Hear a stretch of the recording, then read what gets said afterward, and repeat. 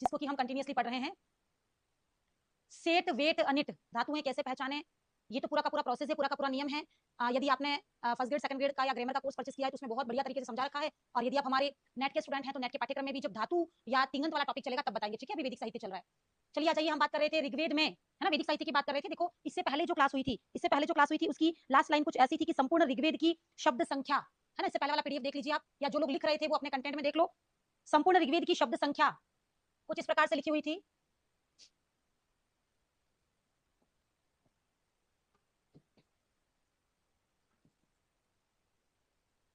ठीक है, वहां गलत कॉमा लगा हुआ था, ध्यान देना। संपूर्ण ऋग्वेद की शब्द संख्या कुछ गलत तरीके से वहां पर लिखी हुई थी, कोमा गलत तरीके से लिखा होता, कुछ इस प्रकार पढ़ना है 15,000, फिर कोमा लगाइए 382, 15,382। कंफर्म 15,000 नहीं, उसको चेंज करें, कोमा गलत जगह लगाए तो गलत प्रेडिक्ट हो गया था वो, 15,382। ठीक है, नहीं वैसा नहीं था, हाँ 1 53 था ना, तो 15,382 करो उसको, 15,382 करो, कोमा गलत जगह लगा हुआ है क्योंकि लाख के लिए तो 6 डिजिट चाहिए, वो 6 डिजिट बन ही नहीं रहे वहां पर, है ना। वहां आप ऐसा करो 15,382। ठीक है, चलिए आ जाइए, आगे बढ़ जाइए। आज का टॉपिक यहां से शुरू करते हैं, उसी के जहां हमने छोड़ा था ना, उसी के जस्ट आगे का कंटेंट चाहिए, उसी के जस्ट आगे का कंटेंट है। चलिए आ जाइए,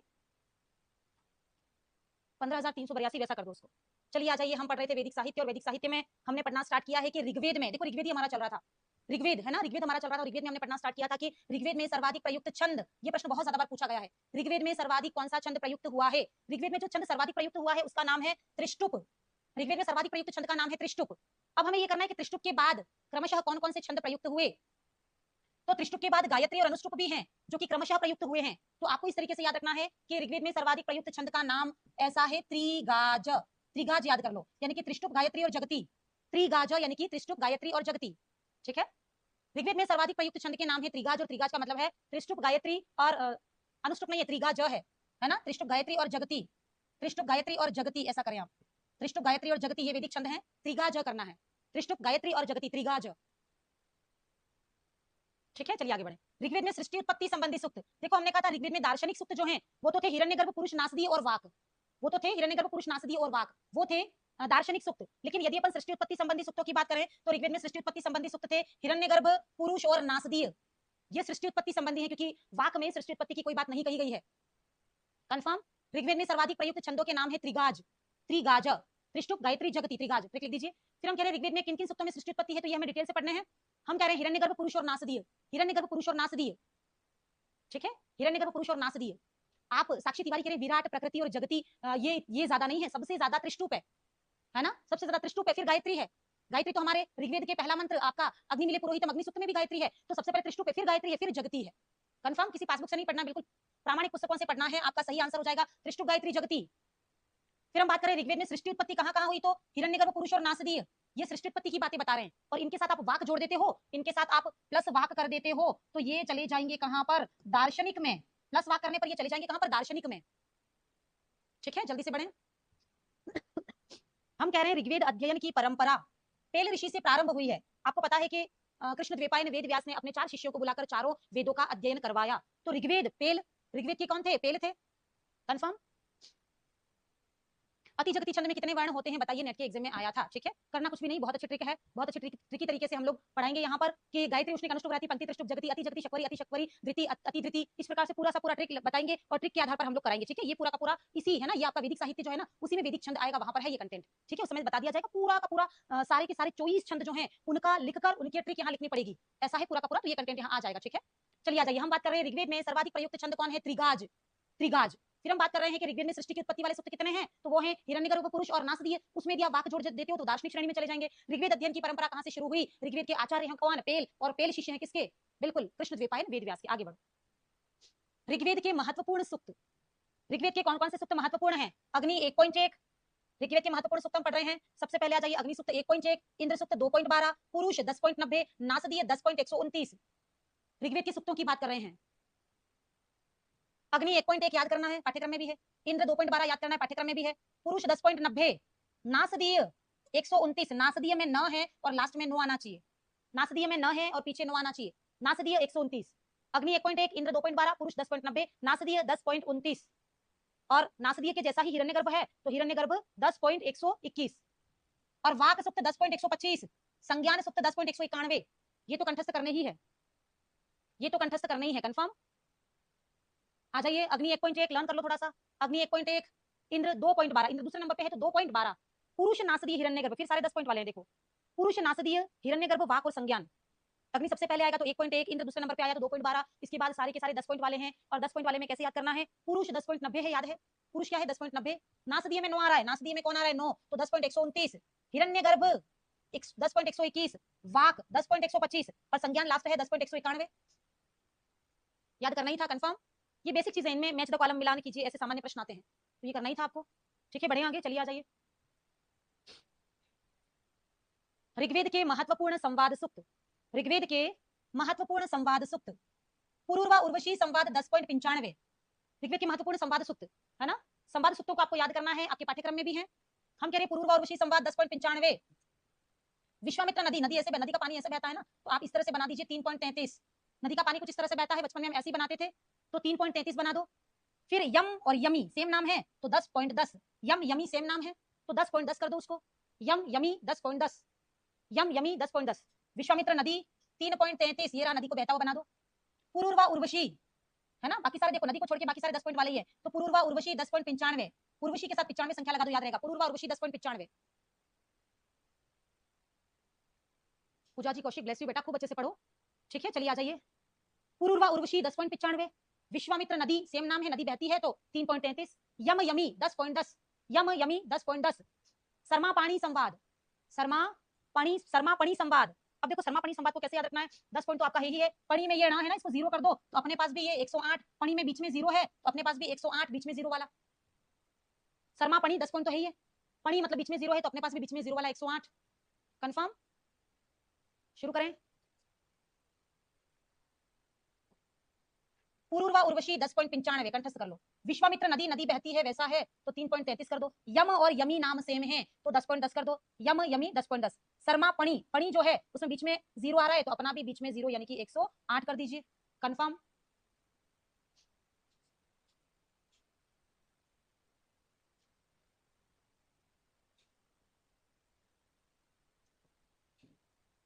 ठीक है, बढ़िया आगे, चलिए जल्दी से, हो चुका होगा, आगे बढ़े। ऋग्वेद और पाश्चात्य विद्वानों का योगदान, ऋग्वेद ही चल रहा है अभी, ऋग्वेद पर पाश्चात्य विद्वानों ने क्या क्या योगदान दिया, ऋग्वेद और पाश्चात्य विद्वानों का योगदान, सबसे पहले हम पढ़ रहे हैं मैक्स मूलर, बहुत ज्यादा बड़ा योगदान है।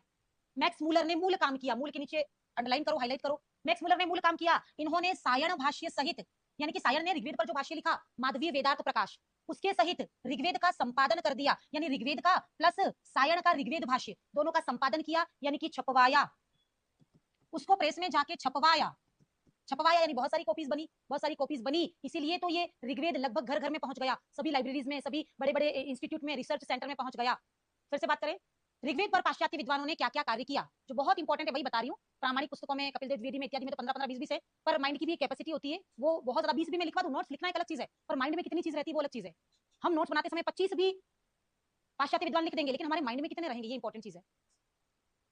हम कह रहे हैं मैक्स मूलर, इन्होंने सायण भाष्य सहित, इन्होंने क्या किया, ओरिजिनल जो ऋग्वेद है उसको तो छपवाया, साथ में किसको छपवाया, सायण भाष्य को भी छपवाया, सायण ने ऋग्वेद पर जो माधवी वेदांत प्रकाश या ऋग्वेद भाष्य लिखा है ना, उसको भी छपवाया, यानी कि ऋग्वेद प्लस सायण के ऋग्वेद भाष्य को छपवाया।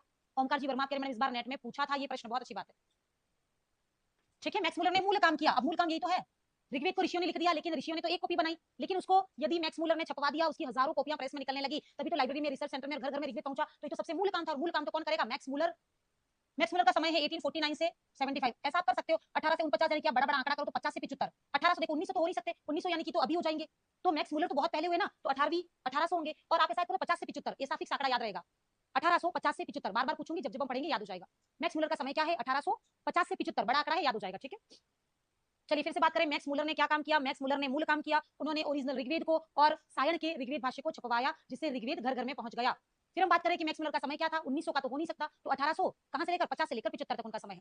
फिर आ जाइए कि ऋग्वेद का अंग्रेजी भाषा में पद्यानुवाद कई बार आया है, कई बार पूछे गए ये प्रश्न। हम कह रहे हैं ऋग्वेद का अंग्रेजी भाषा में पद्यानुवाद प्रोफेसर ग्रिफिथ करेंगे, ग्रिफिथ पद्य। अब ग्रिफिथ के पीछे यहाँ पर पद्य लिख दो रेड पेन से, और आपको ग्रिफिथ पद्य करना है, ग्रिफिथ पद्य, ग्रिफिथ पद्य, आपने 5 बार भी ग्रिफिथ पद्य बोल दिया तो ग्रिफिथ का पद्यानुवाद याद रहेगा। ग्रिफिथ ने क्या किया, ऋग्वेद का पद्यानुवाद किया। फिर हम कह रहे हैं चारों वेदों का अंग्रेजी भाषा में अनुवाद विल्सन ने किया, वेद संस्कृत भाषा में लिखे गए थे, उनका पद्यानुवाद करवाया किसने? विल्सन ने किया। विल्सन ने उसको अंग्रेजी भाषा में अनुवाद कर दिया और उसका पद्यानुवाद, पद्य जो थे, मंत्र जो थे, उनका अनुवाद किसने किया? इसने तो जो मंत्र थे उनको इंग्लिश में ट्रांसलेट कर दिया, लेकिन मंत्रों का भी अनुवाद किया किसने? ग्रिफिथ ने। तो ग्रिफिथ पद्य, और विल्सन तो वैसे भी अंग्रेजी नाम है, विल्सन तो वैसे भी इंग्लिश नेम है ना, विल्सन तो वैसे भी इंग्लिश नेम है, तो विल्सन तो अंग्रेजी कार्य करेगा, लेकिन ग्रिफिथ पद्य, ग्रिफिथ ने जो पद्य थे, मंत्र थे, उनका अनुवाद कर दिया। कंफर्म? चलिए तीनों के तीनों याद करने हैं बच्चों, बिना याद किए तो कोई मतलब नहीं निकलेगा, तीनों के तीनों याद करने हैं। शुरू से बात करें, ऋग्वेद से रिलेटेड जितने भी पाश्चात्य विद्वान हैं उन्होंने क्या कार्य किया? मैक्स मुलर ने मूल काम किया। क्या मूल काम किया? उन्होंने ऋग्वेद का जो ओरिजिनल ऋग्वेद है उसको और सायन के ऋग्वेद भाष्य को छपवाया। मूल काम किया। समय था 1850 से 1875। 49 है, लेकिन 49 याद रहना रहे, बड़ा बड़ा 50 से 75 वाली संख्या याद कर लो। फिर दूसरा कौन है? ग्रिफिथ पद्यानुवाद। फिर विल्सन क्या करेगा? अंग्रेजी अनुवाद। और किसका? विल्सन तो बहुत बड़ा कार्य करेगा ना, तो सब चारों वेदों का कर देगा। ठीक है, फिर आगे बढ़ जाओ। ऋग्वेद के भाष्यकर्ता स्कंद स्वामी, बहुत ज्यादा फेमस है ये नाम और कई बार प्रश्न आया है। स्कंद स्वामी ने ऋग्वेद के प्राचीन भाष्यकर्ता स्कंद स्वामी है। ऋग्वेद का सबसे पहले भाष्य करने का कार्य किया किसने? स्कंद स्वामी ने। ऋग्वेद पर सबसे पहले भाष्य करने का कार्य किया किसने? स्कंद स्वामी ने। यह भाष्य ऋग्वेद के 5 अष्टक तक प्राप्त होता है। अष्टक, ऋग्वेद का 2 भाग में विभाजन था, अष्टक्रम और मंडल क्रम, तो अष्टक तक किया है। कुल अष्टक कितने थे? 8। 8 में से इन्होंने काम किया कितनों पर? 5 पर। ऋग्वेद के प्राचीन भाष्यकर्ता कौन है? स्कंद स्वामी। याद है, पहले भी नाम आया था। यह भाष्य स्कंद स्वामी जिन्होंने पहला भाष्य किया, यह भाष्य उन्होंने किया किस पर? अष्टक्रम और मंडल क्रम में से अष्टक पर, और अष्टक में से कितने अष्टक पर? 5 अष्टकों पर उन्होंने यह कार्य किया है। फिर हम कह रहे हैं नारायण और उद्गीत, दूसरे व्याख्याकार कौन? नारायण और उद्गीत। इन्होंने ऋग्वेद के मध्य भाग पर नारायण ने, अब देखो ऋग्वेद के मध्य भाग पर तो नारायण ने, और ऋग्वेद के अंतिम भाग पर उद्गीत ने भाष्य लिखा। संपूर्ण ऋग्वेद में देखो सबसे पहले तो काम किया किसने? स्कंद स्वामी ने पहले किया। स्कंद स्वामी प्रथम, नारायण और उद्गीत, तो नारायण मध्यम और उद्गीत अंतिम। ऐसे शॉर्ट शॉर्ट नोट्स बनाना है। नारायण प्रथम, ऋग्वेद की भाष्यकर्ता नारायण प्रथम। कंफर्म? साथ साथ में लिख दो। नारायण डिफरेंट कलर का पेन लेके बैठो, यदि आपके पास पीडीएफ है तो डिफरेंट कलर का रेड पेन लेके बैठो, यदि आप नोट्स बना रहे हो तब भी डिफरेंट कलर का पेन यूज करो। नारायण प्रथम, सॉरी स्कंद स्वामी प्रथम, स्कंद स्वामी प्रथम, नारायण मध्यम, उद्गीत अंतिम। कंफर्म? नारायण ने ऋग्वेद के मध्य भाग पर, उद्गीत ने अंतिम भाग पर भाष्य लिखा। जल्दी से आगे बढ़ो। अब हम बात करें वेंकट माधव की। इन्होंने ऋग्वेद पर संपूर्ण भाष्य लिखा। देखो पहले, सबसे पहले भाष्य लिखा किसने? स्कंद स्वामी ने। फिर आगे सेकंड नंबर पर नारायण और उद्गीत, नारायण ने मध्य में, उद्गीत ने अंत में। फिर अपन बात करें कि किसकी? वेंकट माधव की। वेंकट माधव ने ऋग्वेद पर संपूर्ण भाष्य लिखा। तो वेंकट माधव तो भगवान का नाम है, और भगवान तो कोई काम अधूरा करते नहीं, तो वेंकट माधव संपूर्ण, वेंकट माधव संपूर्ण, वेंकट माधव संपूर्ण। नारायण और उद्गीत अलग है, वेंकट माधव अलग है। शुरू से बात करें, मैक्स मुलर ने छपवाया। ग्रिफिथ का पद्यानुवाद है, विल्सन ने अंग्रेजी में अनुवाद करवाया, बात खत्म हो गई। फिर भाष्यकारों की बात करें, स्कंद स्वामी ने सबसे पहले काम किया, लेकिन शायद पूरा नहीं कर पाए होंगे, तो पूरा किया किसने? वेंकट माधव ने। नारायण उद्गीत की बात ले लेते हैं। नारायण उद्गीत, नारायण ने मध्यम भाग पर और उद्गीत ने अंतिम भाग पर भाष्य लिखा है। फिर आ जाइए, बहुत ज्यादा इंपॉर्टेंट है हमारे लिए एक नाम, जिसका की नाम है सायण। सायण हमारे लिए बहुत इंपॉर्टेंट है। यह वेदों के सर्वश्रेष्ठ भाष्यकार हैं। सायण कौन है? वेदों के सर्वश्रेष्ठ भाष्यकार हैं। हम बात करें, इन्होंने चारों वेदों और ब्राह्मण ग्रंथों की व्याख्या की है, यानी कि वैदिक साहित्य के सबसे बड़े भाग पर कार्य करने का श्रेय सायण को ही है।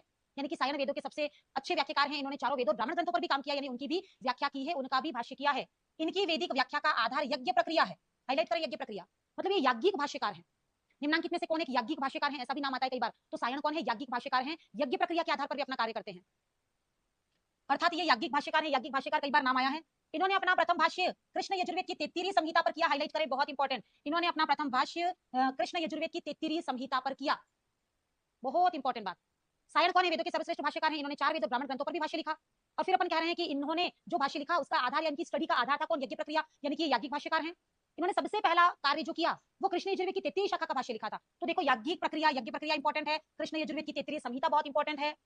ठीक है, बढ़े आगे। बहुत इंपॉर्टेंट बात है, यज्ञ प्रक्रिया और कृष्ण यजुर्वेद की 33वीं संहिता। यदि आपसे पूछा जाए, देखो कृष्ण यजुर्वेद जो है उसको भी बहुत अच्छे से पढ़ेंगे। कृष्ण यजुर्वेद जो है उसके 4 भाग है, 33वीं, मैत्रायणी, कट और कपिस्थल। आपसे कभी पूछा जाए 33वीं संहिता का सर्वश्रेष्ठ, सॉरी कृष्ण यजुर्वेद की सर्वश्रेष्ठ संहिता कौन सी है, तो कृष्ण यजुर्वेद की सर्वश्रेष्ठ संहिता कौन है? 33वीं संहिता है। तो आप अभी यहाँ पर सर्वश्रेष्ठ शब्द लिख दीजिए। कृष्ण यजुर्वेद की सर्वश्रेष्ठ संहिता कौन है? तो 33वीं संहिता। कृष्ण यजुर्वेद की सबसे अच्छी संहिता कौन है? 33वीं संहिता। आगे बढ़े। सायण की महत्वपूर्ण रचनाएं क्या है? वेदार्थ प्रकाश, बहुत इंपॉर्टेंट। कई बार बुक्स एंड राइटर्स भी आ जाता है, कई बार वैदिक बुक्स और राइटर्स भी आ जाता है, तो आपको यहाँ पर लिखना है कि सायण की बहुत महत्वपूर्ण रचनाओं में से है कौन? वेदार्थ प्रकाश। फिर ऋग्वेद भाष्य भूमिका, ऋग्वेद भाष्य भूमिका, सायण ने ऋग्वेद पर लिखे गए वेदार्थ प्रकाश को अपने भाई को समर्पित करके उसका नाम माधवीय वेदार्थ प्रकाश कर दिया था। सायण ने ऋग्वेद भाष्य की भूमिका भी लिखी है। सायण ने संपूर्ण ऋग्वेद पर जो भाष्य लिखा उसका नाम उन्होंने वेदार्थ प्रकाश रखा, और वेदार्थ प्रकाश को उन्होंने अपने भाई को समर्पित करते हुए उसका पूरा नाम रख दिया माधवीय वेदार्थ प्रकाश। सायण ने क्या क्या किया? फिर बात करते हैं। सायण ने चारों वेदों पर और ब्राह्मण ग्रंथों पर भाष्य लिखे हैं। उन्होंने ऋग्वेद पर ऋग्वेद भाषी भूमिका भी लिखी और ऋग्वेद पर संपूर्ण भाष्य भी लिखा। उन्होंने ऋग्वेद पर जब भाष्य लिखा तो उसका नाम रखा वेदार्थ प्रकाश और वो उन्होंने अपने भाई को समर्पित कर दिया और उसका नाम रख दिया माधवीय वेदार्थ प्रकाश। कंफर्म? आगे बढ़ जाइए। वेदार्थ प्रकाश आता है, माधवीय वेदार्थ प्रकाश आता है ना, हाईलाइट करें इसको, वेदार्थ प्रकाश और माधवीय वेदार्थ प्रकाश को हाईलाइट कर दो। जल्दी से आगे बढ़ जाओ। कुल मिलाकर हमने क्या क्या बात की, एक बार फिर से बात कर लेते हैं। हमने एक तो कंफ्यूज नहीं होना, एक तो पाश्चात्य विद्वान पढ़े। पाश्चात्य विद्वान में हमने 3 विद्वान पढ़े। सबसे पहला कौन? मैक्स मूलर ने मूल काम किया, ऋग्वेद सहित सायण का जो ऋग्वेद का भाष्य है उसको भी छपवा दिया। फिर ग्रिफिथ पद्यानुवाद, ग्रिफिथ ने किया क्या? पद्यानुवाद। फिर तीसरे कौन है? विल्सन, विल्सन ने चारों वेदों का अंग्रेजी में अनुवाद करवाया। कंफर्म? फिर आ जाइए आप। हम बात कर रहे थे ऋग्वेद के भाष्यकर्ता। ऋग्वेद के भाष्यकर्ता में सबसे पहले अपन बात करेंगे किसकी? ऋग्वेद के भाष्यकर्ता में सबसे पहले है कौन? स्कंद स्वामी। और स्कंद स्वामी ने ऋग्वेद का सबसे पहले भाष्य किया। फिर कौन आए? सेकंड नंबर पर आए नारायण और उद्गीत। नारायण ने मध्य भाग का, उद्गीत ने अंतिम भाग का भाष्य किया। फिर आ गए कौन? वेंकट माधव। नारायण स्वामी ने सबसे पहले भाष्य किया लेकिन पूरा नहीं कर पाए वो, उसको पूरा किया, संपूर्ण भाष्य लिखा किसने? वेंकट माधव ने। फिर आ गए कौन? सायण। सायण ने इन तीनों से बढ़कर कार्य किया, उसने चारों वेदों का, ब्राह्मण ग्रंथों का भाष्य लिखा। अब सायण ने ऋग्वेद का जो भाष्य लिखा उसका नाम रखा कौन? वेदार्थ प्रकाश। और वेदार्थ प्रकाश भाष्य को उन्होंने अपने भाई को समर्पित कर दिया और उसका नाम कर दिया कौन? माधवीय वेदार्थ प्रकाश। माधवीय वेदार्थ प्रकाश। कंफर्म है? चलिए आगे बढ़ जाइए, नेक्स्ट आ जाइए। ऋग्वेद का प्रातिशाख्य। नेक्स्ट आ जाइए, हम बात करें ऋग्वेद का प्रातिशाख्य। ऋग्वेद के प्रातिशाख्य की बात कर रहे हैं। ऋग्वेद का प्रातिशाख्य है ऋग प्रातिशाख्य। अब देखो प्रातिशाख्य क्या चीज है, बहुत अच्छे से समझें। प्रातिशाख्य का तात्पर्य क्या है? प्रातिशाख्य का तात्पर्य है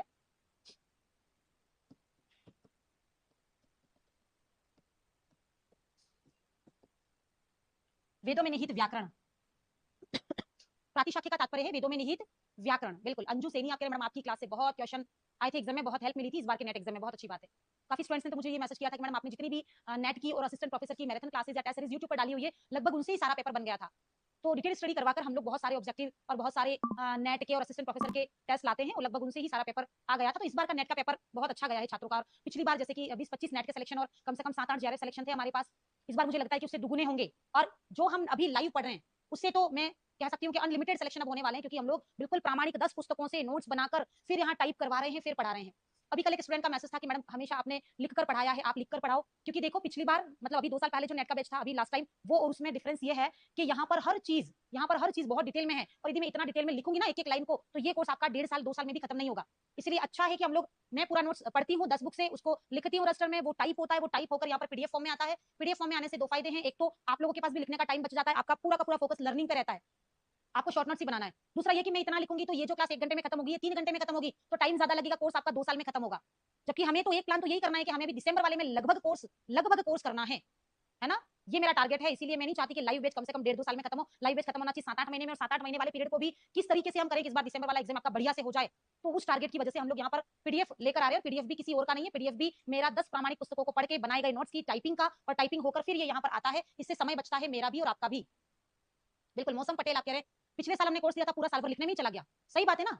बच्चों की ये डिमांड थी कि मैम इतना बड़ा कोर्स है कि पूरा टाइम लिखने में ही चला गया, लर्न कब करें। आपकी जो डिमांड थी उसी से बचने के लिए हमने पीडीएफ फॉर्मेशन शुरू किया है, क्योंकि मुझे पता है और पिछली बार से तो लगभग दुगुना है। अब इस बार मेरे पास मैटर पिछली बार से दुगुना है, तो ये तो आपको साल भर लिखने में लग गया, तो 2 साल लिखने में लगेंगे, मैं सही बोल रही हूँ। तो इसीलिए तो उस चीज से बचने के लिए समय खर्च ना हो मेरा और आपका, और हम लर्निंग ज्यादा करें, हम ट्रिक पे ज्यादा काम करें, एमसीक्यूज पे ज्यादा काम करें, हम पीवाईक्यूज पे ज्यादा काम करें। इसीलिए आपके कंटेंट को मैं नोट्स बनाती हूँ, मुझे समय लगता है, और इसके बाद टाइपिंग हो जाता है, फिर पीडीएफ बन जाता है, यहाँ आ जाता है। जिन्होंने कोर्स परचेस कर रखा है उनके हाथ में पीडीएफ चला जाता है, तो पीडीएफ से समय बचता है, हम अपना काम बेटर तरीके से कर पाएंगे, हम लर्निंग ज्यादा कर पाएंगे, हमारा समय बचेगा। ठीक है, तो 2 बच्चों के मैसेज थे, दोनों को मैंने वहां भी आंसर कर दिया था कि कोई व्यक्ति जब कोई कार्य करता है ना तो उसको पता चलता है कि क्या क्या समस्याएं आएंगी। तो आपकी और मेरी सभी समस्याओं का समाधान यही था कि हम पीडीएफ से पढ़ाएं, और पीडीएफ किसी और का नहीं, पीडीएफ अपने हाथ से लिखा हुआ नोट से, जिसका की टाइपिंग होकर पीडीएफ बनता है। ठीक है, तो आपको सुविधा हो इसलिए ये काम हमने शुरू किया है। बाकी हमेशा मैं हाथ से लिख के पढ़ाती हूँ, लेकिन समय बहुत जाता है, समय बचाना है हमें, है ना।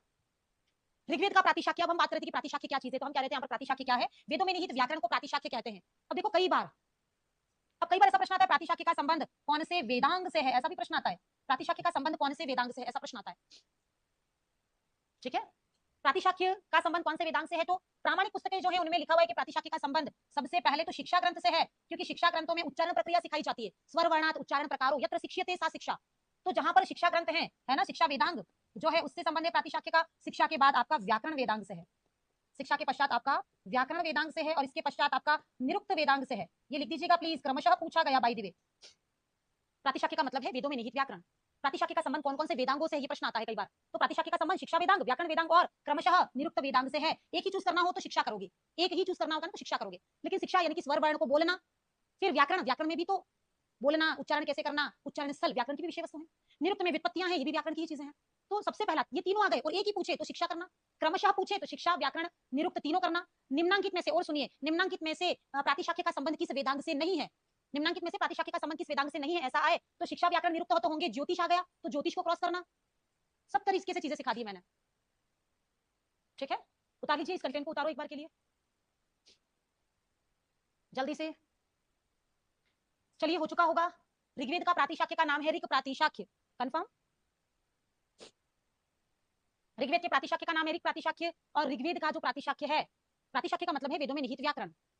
अब व्याकरण जो है वो कहां कहां होता है, शिक्षा वेदांग, व्याकरण वेदांग, निरुक्त वेदांग, सभी में व्याकरण होता है, ठीक है। बढ़िया, आगे। एमपी वर्ग 3 के लिए अभी कोई बैच हमने स्टार्ट नहीं किया है, मुझे ज्यादा नॉलेज नहीं, एक बार के लिए आप एप्लीकेशन में देखें।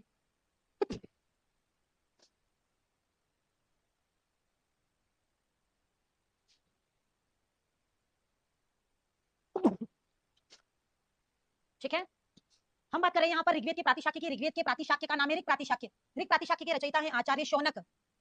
यह ऋग्वेद की शेषीय शाखा के अनुयायी है।